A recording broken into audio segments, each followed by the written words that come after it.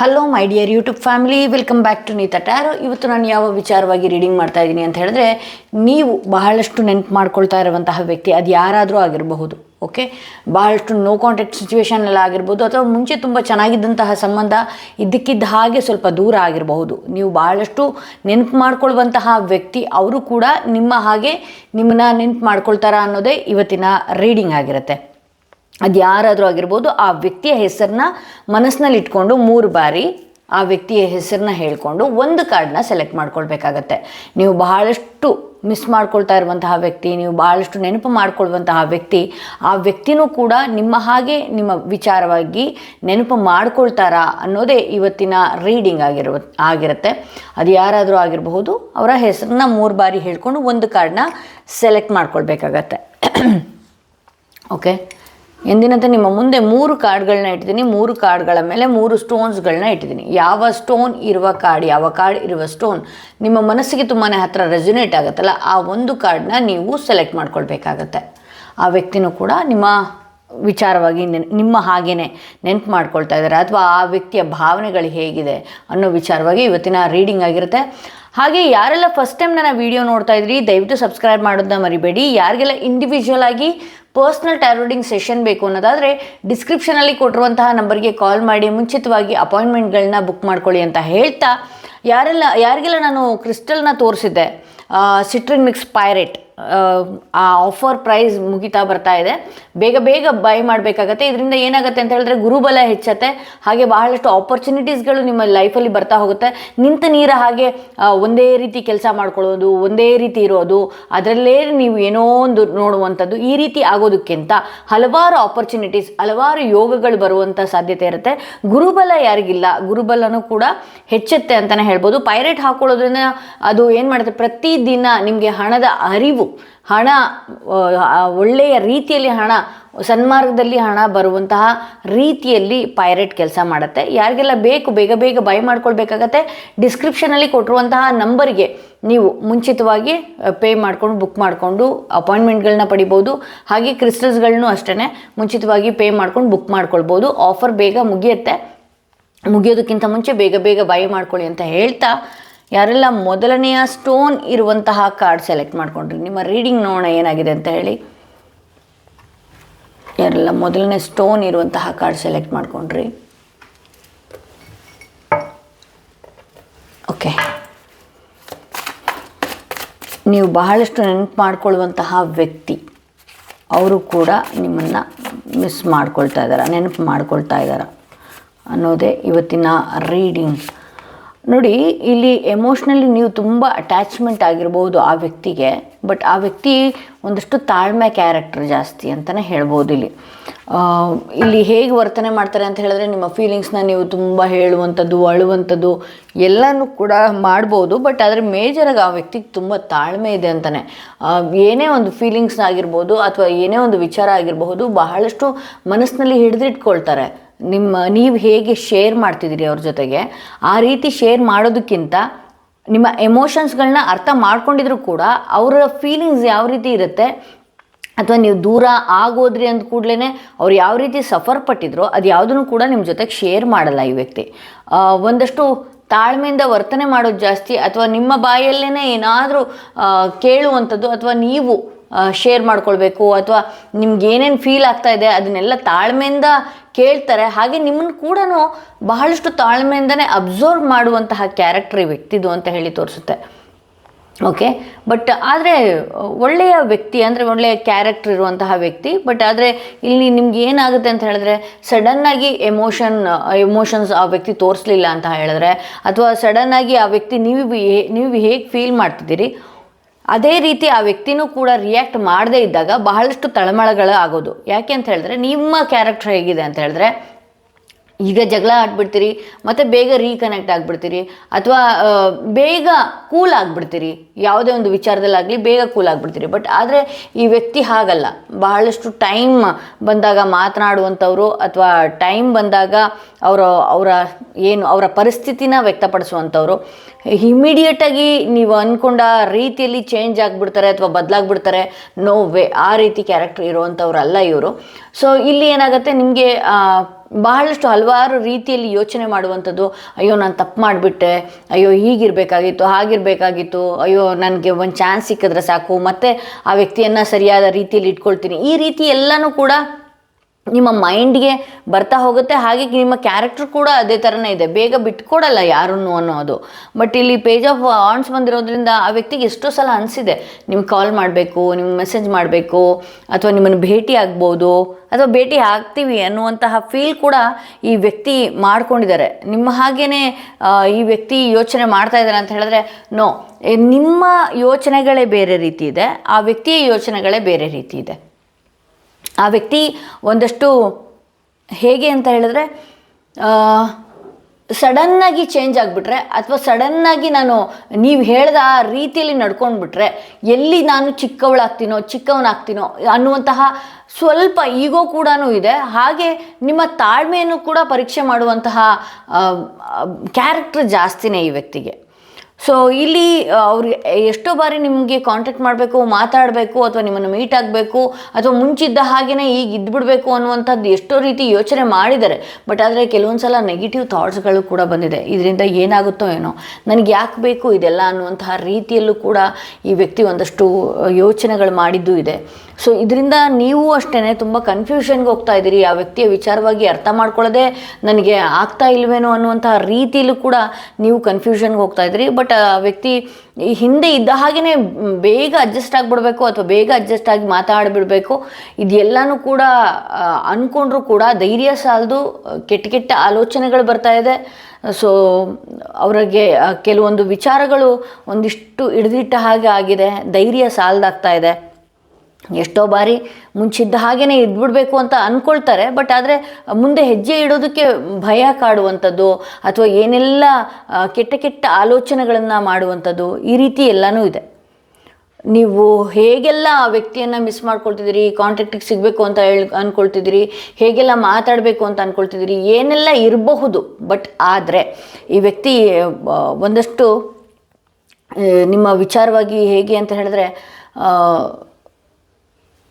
ಸ್ವಲ್ಪ ನ್ಯೂಟ್ರಲ್ ಆಗಿದ್ದಾರೆ ಅಂತಲೇ ಹೇಳ್ಬೋದು. ಅಥವಾ ಬೇಡ, ಈ ಕಾಂಟ್ಯಾಕ್ಟ್ ಈಗ ಸದ್ಯಕ್ಕೆ ಬೇಡ. ಎಷ್ಟೋ ಬಾರಿ ಅವ್ರ ಮನಸ್ಸಿಗೆ ಅನಿಸ್ಬಿಟ್ಟಿದೆ, ಅಯ್ಯೋ ಏನಾಗಲ್ಲ, ಮುಂದೆ ಹೋಗ್ಬಿಡೋಣ, ಮಾತಾಡ್ಬಿಡೋಣ.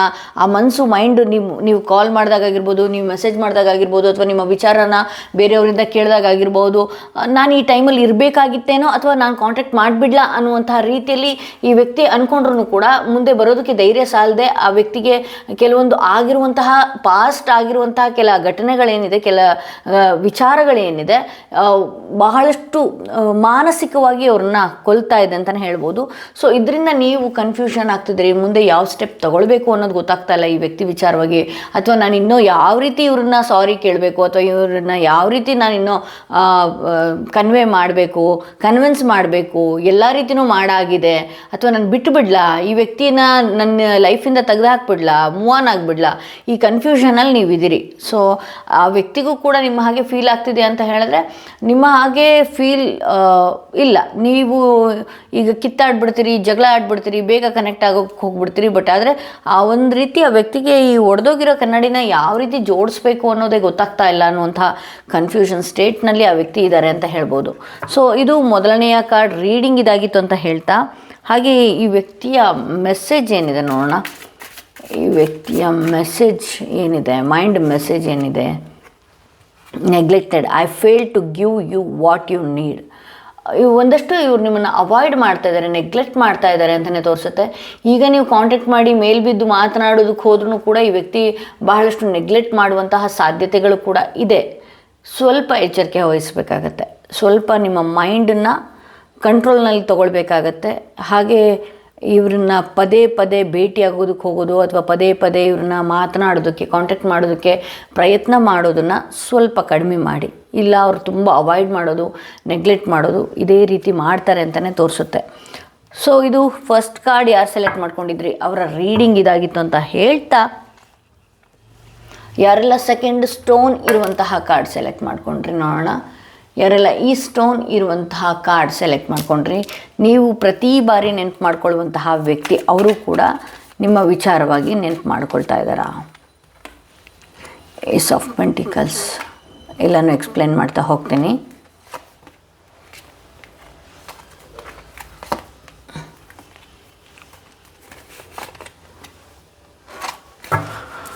ನೋ, ಇಲ್ಲಿ ನೋಡಿ, ಆ ವ್ಯಕ್ತಿಗೆ ಯಾವುದೋ ಒಂದು ಅವ್ರ ಲೈಫಲ್ಲಿ ಯಾವುದೋ ಒಂದು ಆಪ್ಷನ್ಸ್ ಆಗಿರ್ಬೋದು, ಆಪರ್ಚುನಿಟಿ ಆಗಿರ್ಬೋದು, ಅಥವಾ ಯಾವುದೋ ಒಂದು ಹೊಸ ದಾರಿ ಈ ವ್ಯಕ್ತಿಯ ಜೀವನದಲ್ಲಿ ಕಾಣಿಸ್ತಾ ಇದೆ. ನಾನು ಹೀಗೂ ಇರಬಹುದೇನೋ, ಅಥವಾ ನನ್ನ ಲೈಫ್ನ ನಾನು ಈ ರೀತಿ ಇಟ್ಕೊಳ್ಬೇಕು ಅನ್ನುವಂತಹ ಒಂದು ಕ್ಲಾರಿಟಿಗೆ ಈ ವ್ಯಕ್ತಿ ಬರ್ತಾ ಇದ್ದಾರೆ. ಬೇರೆ ಹಾದಿ ಅಥವಾ ಬೇರೆ ದಾರಿ ಈ ವ್ಯಕ್ತಿಗೆ ಕಾಣಿಸ್ತಾ ಇದೆ. ನೀವು ನೆನಪು ಮಾಡ್ಕೊಂಡ ರೀತಿನೇ ಈ ವ್ಯಕ್ತಿ ನೆನಪು ಮಾಡ್ಕೊಳ್ತಾ ಇದ್ದಾರೆ ಅಂತ ಹೇಳಿದ್ರೆ ಇಲ್ಲ. ಯಾಕೆ ಅಂತ ಹೇಳಿದ್ರೆ ಆ ವ್ಯಕ್ತಿಯ ಲೈಫಲ್ಲಿ ಬೇರೆ ವಿಚಾರಕ್ಕೆ ತಲೆ ಕೆಡಿಸ್ಕೊಳ್ತಾ ಇರೋವಂಥದ್ದು, ಅಥವಾ ಅವರ ಸಿಚುವೇಶನ್ಸ್ಗಳು ಬಹಳಷ್ಟು ಪಾಸಿಟಿವ್ ಆಗಿ ಇರೋದ್ರಿಂದ ಆ ದಾರಿ ಕಡೆಗೆ ಹೋಗ್ತಾ ಇದ್ದಾರೆ. ಅಥವಾ ಅವರೇನೋ ಬೈ ಮಾಡ್ಕೋಬೇಕು, ಅಥವಾ ಮನೆ ವಿಚಾರಗಳಲ್ಲಿ ನಾನು ಇದಕ್ಕಿಂತ ಎತ್ತರವಾಗಿರಬೇಕು, ಬೆಳಿಬೇಕು, ಒಂದಷ್ಟು ನನ್ನ ಲೈಫಲ್ಲಿ ಈ ಥರದೊಂದು ಚೇಂಜಸ್ ಬೇಕು, ಆ ರೀತಿಯಲ್ಲಿ ಈ ವ್ಯಕ್ತಿ ಒಂದಷ್ಟು ಆ ದಾರಿ ಎತ್ತಕ್ಕೆ ಹೋಗ್ತಾ ಇದ್ದಾರೆ. ಇಲ್ಲಿ ನೋಡಿ, ನೀವು ಬಹಳಷ್ಟು ದಿನಗಳಿಂದ ತಾಳ್ಮೆಯಿಂದ ಕಾದಿದ್ದೀರಿ ಈ ವ್ಯಕ್ತಿ ವಿಚಾರವಾಗಿ. ಬಟ್ ಆದರೆ ಈಗ ಬಹಳಷ್ಟು ತಾಳ್ಮೆ ಕಳ್ಕೊಳ್ತಾ ಇದ್ದೀರಿ. ಬಹಳಷ್ಟು ಈ ವ್ಯಕ್ತಿಯ ಬದಲಾವಣೆಯಿಂದ ನಿಮಗೆ ಬಹಳಷ್ಟು ಮಾನಸಿಕವಾಗಿ ನೋವಾಗ್ತಾ ಇದೆ. ಟೆನ್ಷನ್ಸ್ಗಳು ಜಾಸ್ತಿ ಆಗ್ತಾ ಇದೆ. ಫೋನ್ ಕಾಲ್ಸ್ಗಳು ಜಾಸ್ತಿ ಮಾಡ್ತಾ ಇದ್ದೀರಿ. ಯಾಕೆ ಅಂತ ಹೇಳಿದ್ರೆ ನೋಡಿ, ಆ ವ್ಯಕ್ತಿಯ ಎನರ್ಜಿ ಏನಿದೆ ನಿಮ್ಮ ಕಡೆಗಿಲ್ಲ. ಆ ವ್ಯಕ್ತಿ ಎನರ್ಜಿ ಏನಾಗಿದೆ, ಅವರು ಸ್ವೈಪ್ ಮಾಡಿದ್ದಾರೆ ಅವ್ರ ಲೈಫ್ ಕಡೆಗೆ, ಅಥವಾ ಅವರ ವೈಯಕ್ತಿಕ ದಾರಿ ಹತ್ತಕ್ಕೆ ಇವರು ಸ್ವೈಪ್ ಮಾಡ್ಕೊಂಡು ಆ ಹಾದಿಗೆ ಹೋಗ್ತಾ ಇದ್ದಾರೆ ಇವರು. ಬಟ್ ಆದರೆ ಇವರು ಚೇಂಜ್ ಆಗಿರೋದೇ ನೀವು ನಿಮ್ಮ ಕೈಯಲ್ಲಿ ತಡ್ಕೊಳ್ಳೋದಕ್ಕಾಗ್ತಾ ಇಲ್ಲ.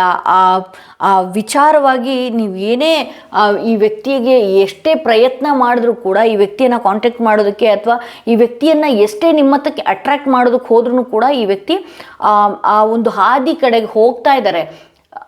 ನನ್ನ ಲೈಫಲ್ಲಿ ನಾನು ಈ ರೀತಿಯೇ ಇರಬೇಕು, ಅಥವಾ ನೀವು ಏನೇ ಮಾತಾಡಿದ್ರೂ ಕೂಡ ಆ ವ್ಯಕ್ತಿಯ ಮೈಂಡಿಗೆ ಹೋಗ್ತಾ ಇಲ್ಲ. ನೀವೆಷ್ಟೇ ತಾಳ್ಮೆಯಿಂದ ಇದ್ರೂ ಕೂಡ, ನೀವೆಷ್ಟೇ ಪ್ರೀತಿ ತೋರಿಸಿದ್ರು ಕೂಡ, ನೀವೆಷ್ಟೇ ಬದಲಾಗ್ತೀನಿ ಅಂದರೂ ಕೂಡ, ಅಥವಾ ಈ ಹಿಂದೆ ಇರೋ ರೀತಿಯಲ್ಲೇ ನಾವಿಬ್ಬರು ಆಗಿಬಿಡೋಣ ಅಂದ್ರೂ ಕೂಡ ಈ ವ್ಯಕ್ತಿಯ ಮೈಂಡ್ ಒಂದಷ್ಟು ನಿಮ್ಮ ಕಡೆಗೆ ಬದಲಾಗ್ತಾ ಇಲ್ಲ. ಸೊ ಇದರಿಂದ ನಿಮ್ಗೆ ಏನಾಗ್ತಾ ಇದೆ, ಬಹಳಷ್ಟು ಮಾನಸಿಕವಾಗಿ ನೋವು ತಿಂತಾ ಇದ್ದೀರಿ, ಡಿಪ್ರೆಷನ್ಗೆ ಹೋಗಿದ್ದೀರಿ, ಆ್ಯಂಗ್ಸೈಟಿಗೆ ಹೋಗಿದ್ದೀರಿ, ಗಾಬರಿ ಆಗುವಂಥದ್ದು, ಟೆನ್ಷನ್ಸ್ ಆಗುವಂಥದ್ದು. ಈ ವ್ಯಕ್ತಿ ಬರೋದೇ ಇಲ್ವೇನೋ, ಈ ವ್ಯಕ್ತಿಯ ಗುಡ್ ಮಾರ್ನಿಂಗ್ ಮೆಸೇಜಸ್ಗಳು, ಗುಡ್ ನೈಟ್ ಮೆಸೇಜಸ್ಗಳು, ಕಂಟಿನ್ಯೂ ಆಗಿ ಮಾತಾಡಿದಂತಹ ಮಾತುಗಳು, ಸಿಕ್ಕದಂಥ ಸ್ಥಳಗಳು, ಇದೆಲ್ಲನೂ ಕೂಡ ನಿಮಗೆ ಮಾನಸಿಕವಾಗಿ ಕೊಲ್ತಾ ಇದೆ. ಟೆನ್ಷನ್ಸ್ಗಳು ಜಾಸ್ತಿ ಮಾಡ್ತಾ ಇದೆ. ಹಾಗೆ ಏನಾಗ್ಬಿಡುತ್ತೋ ಏನೋ, ಈ ವ್ಯಕ್ತಿ ನನ್ನ ಲೈಫಲ್ಲಿ ಬರದೇ ಇದ್ದರೆ ನಾನು ಹೇಗೆ ನನ್ನ ಲೈಫ್ನ ತೊಗೊಂಡು ಹೋಗಲಿ ಅನ್ನುವಂತಹ ಒಂದಷ್ಟು ಮಾನಸಿಕ ಗೊಂದಲಕ್ಕೆ ಹೋಗ್ತಾ ಇದ್ದೀರಿ, ಗೊಂದಲಕ್ಕೆ ಈಡಾಗ್ತಾ ಇದ್ದೀರಿ. ಹಾಗೆ ಇದರಿಂದ ನಿಮ್ಮ ಡಿಪ್ರೆಷನಿಂದ, ಆ್ಯಂಗ್ಸೈಟಿಯಿಂದ ನೋಡಿ, ಇಲ್ಲಿ 9 ಆಫ್ ಸ್ವಾರ್ಡ್ಸ್ ಇದೆ, 10 ಆಫ್ ಸ್ವಾರ್ಡ್ಸ್ ಇದ್ದರೆ ತುಂಬ ಈ ವ್ಯಕ್ತಿಯಿಂದ ನೀವು ಎಷ್ಟೆಲ್ಲ ನೋವು ತಿನ್ನೋದಕ್ಕೆ ಸಾಧ್ಯ, ಎಲ್ಲ ರೀತಿಯೂ ನೋವು ಆಗಿದೆ. ಇದೊಂದು ಎಂಡ್ ಮೂಮೆಂಟಿಗೆ ಬಂದ್ರೂ ಕೂಡ ಇನ್ನೂ ಕೂಡ ಆ ವ್ಯಕ್ತಿಯ ವಿಚಾರವಾಗಿ ನೀವು ಹೋಪ್ ಇಟ್ಕೊಂಡಿದ್ರಿ. ಬಹಳಷ್ಟು ಟೆನ್ಷನ್ಸ್ ಆದ್ರೂ ಕೂಡ ಈ ವ್ಯಕ್ತಿಯ ವಿಚಾರವಾಗಿ ಆ ವ್ಯಕ್ತಿ ಯಾವಾಗೂ ಅಪರೂಪಕ್ಕೆ ಅವೈಲೇಬಲ್ ಆದ್ರೂ ಕೂಡ ನೀವೇನು ಮಾಡ್ತಾಯಿದ್ರಿ, ಈ ವ್ಯಕ್ತಿಗೆ ಎಂಟರ್ಟೈನ್ ಮಾಡುವಂಥದ್ದು, ಅಥವಾ ಆ ಟೈಮಿಗೆ ಮಾತನಾಡಿದಂತಹ ಮಾತುಗಳನ್ನು ತೊಗೊಂಡ್ಬಿಡುವಂಥದ್ದು. ಅಗೇನ್ ಈ ವ್ಯಕ್ತಿ ನೆಗ್ಲೆಕ್ಟ್ ಮಾಡಿದಾಗ ಮತ್ತೆ ನಿಮಗೆ ಅದನ್ನು ತೊಗೊಳೋದಕ್ಕಾಗ್ತಾ ಇಲ್ಲ, ಹೀರೋದಕ್ಕಾಗ್ತಾ ಇಲ್ಲ. ಭಾಳಷ್ಟು ಟೆನ್ಷನ್ಸ್ ಮಾಡ್ಕೊಳ್ತಾ ಇದ್ದೀರಿ. ಎಷ್ಟೇ ಸಮಾಧಾನ ತೊಗೊಳೋದಕ್ಕೆ ಹೋದರೂ ಕೂಡ, ಎಷ್ಟೇ ಸಮಾಧಾನವಾಗಿ ಎಲ್ಲೇ ಕೂತರೂ ಕೂಡ ನಿಮ್ಗೆ ಆ ಸಮಾಧಾನ ಸಿಗ್ತಾ ಇಲ್ಲ ಈ ವ್ಯಕ್ತಿಯ ವಿಚಾರವಾಗಿ ಅಂತ ಹೇಳಿ ತೋರಿಸ್ತಾ ಇದೆ. ಅವ್ರು ಎಷ್ಟೇ ಮಾತಾಡಿದ್ರು ಆಗಿರ್ಬೋದು, ಅಥವಾ ಅವ್ರ ವಿಚಾರವಾಗಿ ನೀವು ಎಷ್ಟೇ ಬೇರೆಯವ್ರ ಹತ್ರ ನೀವು ಮಾತಾಡಿದ್ರು ಕೂಡ ನಿಮಗೆ ಒಂದಷ್ಟು ಸಮಾಧಾನ ಸಿಗ್ತಾ ಇಲ್ಲ ಈ ವ್ಯಕ್ತಿಯ ವಿಚಾರವಾಗಿ ಅಂತಲೇ ತೋರಿಸ್ತಾ ಇದೆ. ಇಲ್ಲಿ 10 ಆಫ್ ಸ್ವಾರ್ಡ್ಸ್ ಬಂದಿದೆ.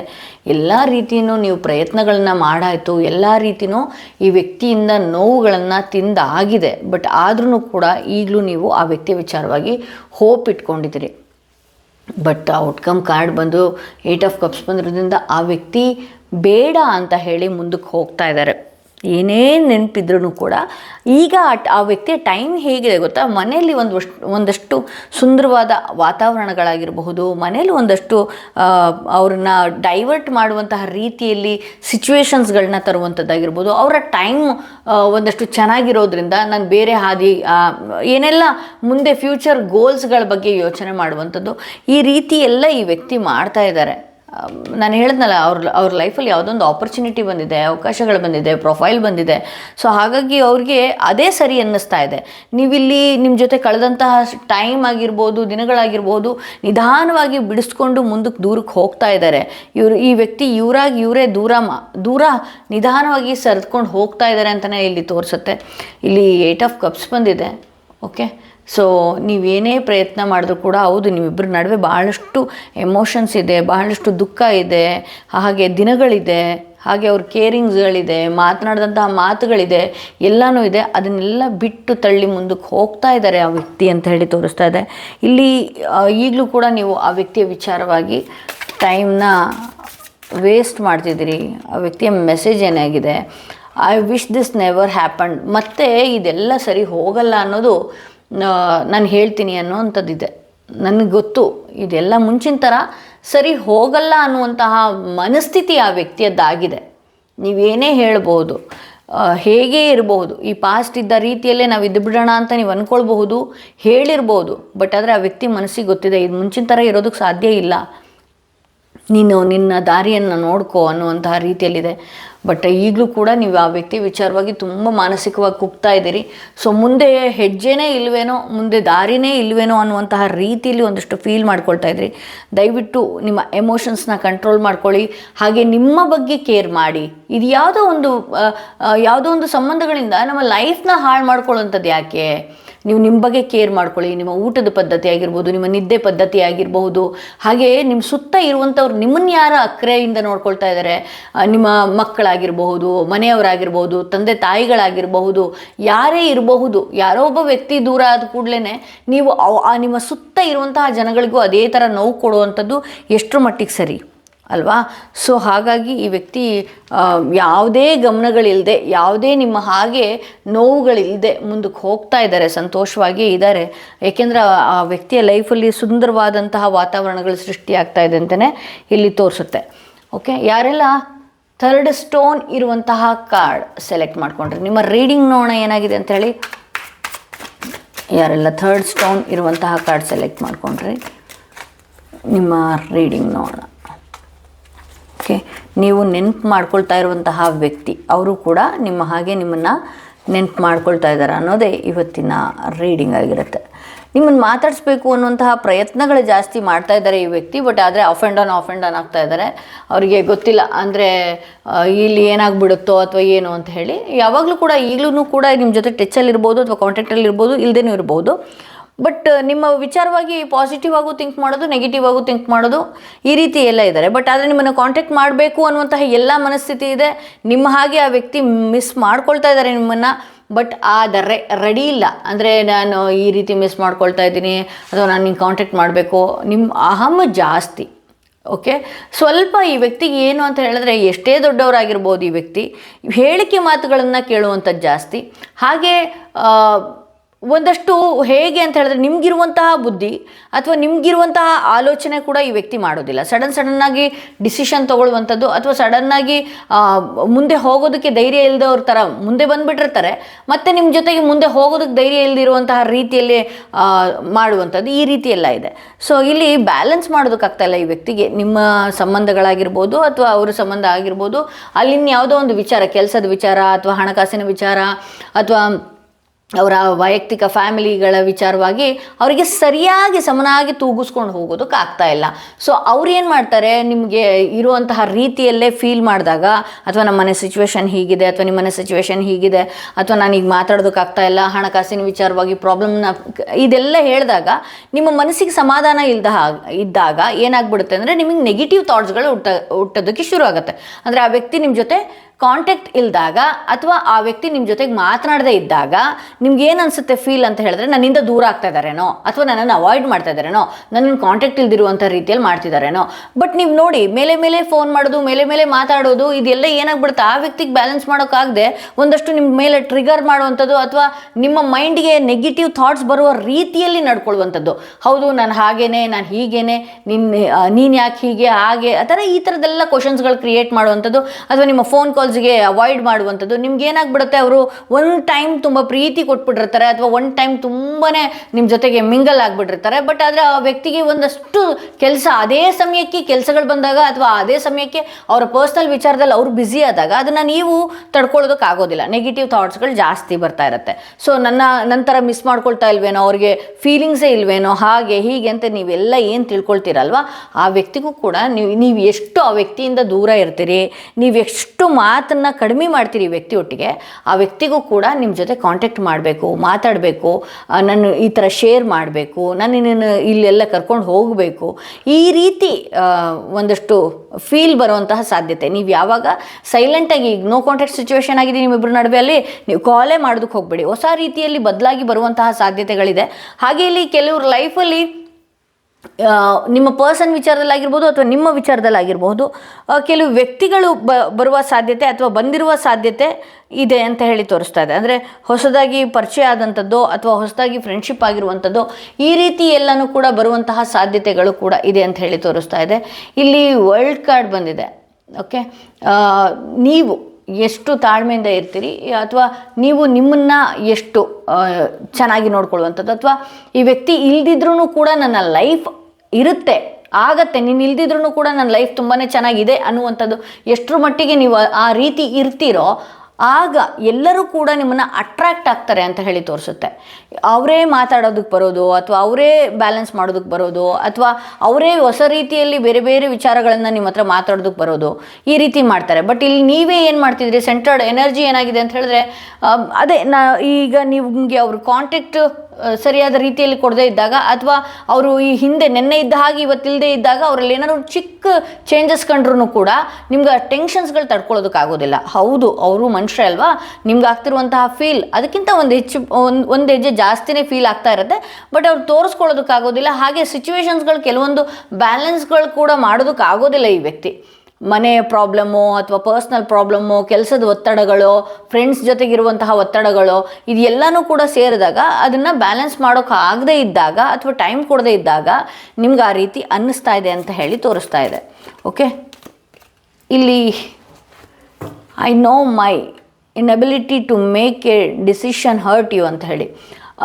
ಅಂದರೆ ಈಗ ನೀವು ಕೇಳುವಂತಹ ಪ್ರಶ್ನೆಗಳಿಗೆ ಸಡನ್ನಾಗಿ ಉತ್ತರ ಕೊಡಬೇಕು ಅಥವಾ ನಿನ್ನ ಡಿಸಿಷನ್ ಏನು ಹಾಗೆ ಹೀಗೆ ಅಂತ ಹೇಳಿ ಸಡನ್ನಾಗಿ ಉತ್ತರ ಕೊಡಬೇಕು ಅನ್ನುವಂತಹ ಎಕ್ಸ್ಪೆಕ್ಟೇಷನ್ಸ್ ಏನಾದರೂ ನೀವು ಇಟ್ಕೊಂಡು ಅವ್ರಿಗೆ ಕಿರಿಕಿರಿ ಮಾಡಿದಾಗ, ಅವ್ರು ಸಡನ್ನಾಗಿ ಅದಕ್ಕೆ ರೆಸ್ಪಾನ್ಸ್ ಮಾಡದೇ ಇದ್ದಾಗ ನಿಮಗೆ ತುಂಬಾ ಹರ್ಟ್ ಆಗ್ತಾ ಇದೆ ಅಂತ ಹೇಳಿ ತೋರಿಸ್ತಾ ಇದೆ.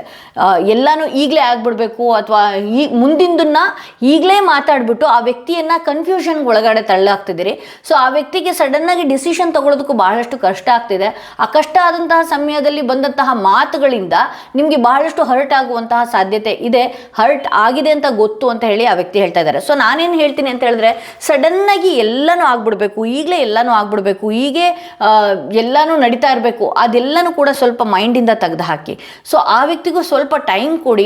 ಮುಂದೆ ಆಗುವಂಥ ವಿಚಾರ ಇನ್ನೂ ಸುಮಾರು 2 ವರ್ಷ 3 ವರ್ಷದ ಬಿಟ್ಟು ಆಗುವಂಥ ವಿಚಾರಗಳನ್ನ ಈಗಲೇ ಹೇಳು, ಹಾಗಿರುತ್ತಾ ಹೀಗಿರುತ್ತಾ ಅನ್ನುವಂತಹ ಪ್ರಶ್ನೆಗಳನ್ನು ದಯವಿಟ್ಟು ಕೇಳಿ ಇವತ್ತಿನ ನೆಮ್ಮದಿಗಳನ್ನು ಹಾಳು ಮಾಡ್ಕೊಳ್ಬೇಡಿ ಅಂತ ಹೇಳ್ಬೋದು. ಸೊ ಇದು ಥರ್ಡ್ ಕಾರ್ಡ್ ಯಾರು ಸೆಲೆಕ್ಟ್ ಮಾಡ್ಕೊಂಡಿದ್ರೆ ಅವರ ರೀಡಿಂಗ್ ಇದಾಗಿತ್ತು ಅಂತ ಹೇಳ್ತಾ ಈ ವಿಡಿಯೋನ ಇಲ್ಲಿಗೆ ಮುಗಿಸ್ತಾ ಇದ್ದೀನಿ. ಮತ್ತಷ್ಟು ವಿಡಿಯೋದೊಂದಿಗೆ ನಾನು ನಿಮ್ಮನ್ನು ಭೇಟಿ ಆಗ್ತೀನಿ. ಯಾರಿಗೆಲ್ಲ ಇಂಡಿವಿಜುವಲ್ ಆಗಿ ಪರ್ಸ್ನಲ್ ಟ್ಯಾರೋಡಿಂಗ್ ಸೆಷನ್ ಬೇಕು ಅನ್ನೋದಾದರೆ ಡಿಸ್ಕ್ರಿಪ್ಷನಲ್ಲಿ ಕೊಟ್ಟಿರುವಂತಹ ನಂಬರ್ಗೆ ಕಾಲ್ ಮಾಡಿ ಮುಂಚಿತವಾಗಿ ಅಪಾಯಿಂಟ್ಮೆಂಟ್ಗಳನ್ನ ಬುಕ್ ಮಾಡ್ಕೊಳ್ಳಿ ಅಂತ ಹೇಳ್ತಾ ಈ ವಿಡಿಯೋನ ಇಲ್ಲಿಗೆ ಮುಗಿಸ್ತಾ ಇದ್ದೀನಿ. ಮತ್ತಷ್ಟು ವಿಡಿಯೋದೊಂದಿಗೆ ನಾನು ನಿಮ್ಮನ್ನು ಭೇಟಿ ಆಗ್ತೀನಿ.